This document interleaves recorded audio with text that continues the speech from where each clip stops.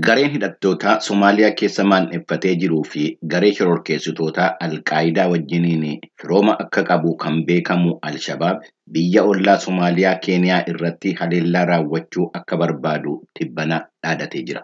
Sababni inni Keeniyaa irratti haleellaa raawwachuudhaaf barbaadu sababa loltoonni Keeniyaa miseensa naga eegdota gamtaa Afrikaa ta'anii Somaaliyaa keessa jiranuufi jedheera. Alshabaab sanbata dheengaddaa ibsa barreeffamaan afaan Ingiliziitiin baaseen Keeniyaan loltoota ishee Somaaliyaa keessaa hin baaftu taanaan magaalota biyyattii adda addaa keessatti haleellaa akka raawwatudha kan ibse. Mootummaan Keeniyaa lafa Musliimaa weeraree qabatee jira kan jedhe ibsi Alshabaab kun lafa keenyaa fi uummata keenya weerara Keeniyaa irraa ittisuun akka nurra jiru beeknaa jedhee jira. Umar Mohammed dhaabbata International Crisis Group jedhamurraa xiinxalaa gameessa Afrikaa bahaati. Dhimma kana irratti ibsa karaa WhatsAppidhaan VOA'dhaaf kennaniin akkana jedhaniiru. Generally, Al-Shabaab remains a threat to Kenya, both from infiltration across the border and terrorist attacks in other parts of the country. Akka waliigalaatti daangaa ce'ee seenuudhaanis ta'e kutaalee biyyattii biroo keessatti hojii shororkeessummaa raawwachuudhaan Al-Shabaab sodaa Keeniyaa akka ta'etti itti fufa.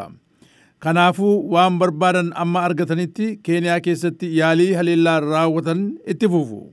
Kunis amma waraanni Keeniyaa sochii Somaaliyaa keessatti taasisaa jiru dhiisuttidha. Mohammed Hussein Ga'as Daayirikteera Rad Peace Research Institute yookiin rakaa qo'annoo nageenyaa Moqaadishoo keessatti argamuuti. Mohammed haala kanaan duraatii wajjiniin yommuu wal bira qabanii ilaalan gareen Alshabaab waggoottan dhiyoo kana keessa maallaqaan jajjabaachaa akka dhufe bilbilaan VOA wajjiniin yommuu dubbatan himanii waraanni naga eegdota gamtaa Afrikaa Somaaliyaa keessa jiraatullee Alshabaab yaaddoo qabatamaan naannicha keessa jiru ta'uu isaa himaniiru. That development is coupled with the increased insecurity as of late due to the ongoing civil war in Ethiopia and the underlying political and social. Walwaraansa Itoophiyaa keessatti adeemaa jiruun kan ka'e nageenyi naannichaa haala abdachiisaa hin taane keessa seenee jira. Akkasumas walqoodiinsi siyaasaa fi hawaasummaa bubbulee guutummaa naannichaa keessatti nagaa dhabiinsi akka babal'atu taasisee jira.